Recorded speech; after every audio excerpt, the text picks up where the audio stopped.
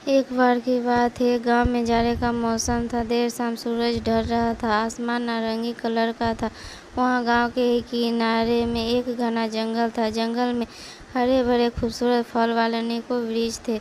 एक पेड़ के ऊपर काले काले कौवे बैठे हुए थे, जो कि काँव काँव चिल्ला रहे थे। पूरे जंगलों में कौवे शोर मचा रहे थे और एक दूसरे से झगड़ा कर रहे थे। तभी एक मैना वहाँ उड़ते हुए आई और उसी पेड़ की डाली पर बैठ गई। जैसे ही वह पेड़ की शाखा पर बैठी, सारे कौवों की नज़र उस पर पड़ी। सारे कौवे ने उस पर टूट पड़े। मैना ने उस सारे कौवों से कहा, आज बादल बहुत है, अंधेरा इसलिए जल्दी हो गया।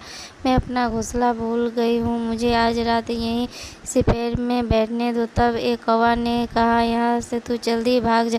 तब मैंने कहा, यहाँ सारे पेड़ ईश्वर ने बनाए, इसलिए यहाँ सारे पेड़ पौधों पर ईश्वर का हक है। अगर ऐसे मौसम में कहीं पानी गिर गया ही और ओले गिर गए तो ईश्वर ही हमें उन सबसे बचाएंगे।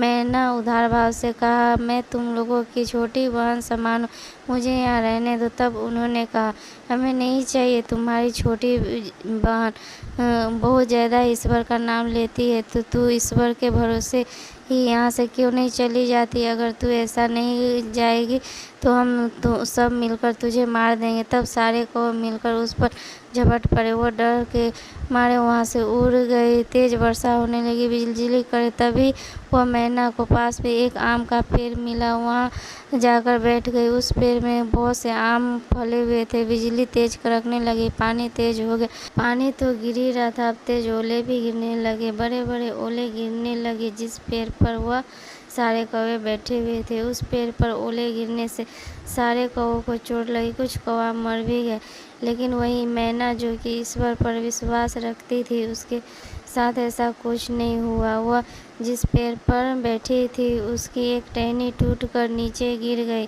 जिससे कि ज़मीन में एक घंट हो गया और एक गुफा बन गया, जहाँ वह मैना जाकर छुप गई। अगले दिन की सुबह हुई। मैना ने सबसे पहले उठकर भगवान को प्रणाम किया और वह वहाँ से उड़ गई। घायल कौवे ने मैना को उड़ते हुए देखकर उससे पूछा, मैना बहन, तुम कहाँ थी? इतने ओले गिरे, तुम्हें कुछ नहीं हुआ? तब मैना ने कहा, मैं आम के पेड़ पर अकेली बैठी रही और भगवान से प्रार्थना करती रही। उन्होंने ही मुझे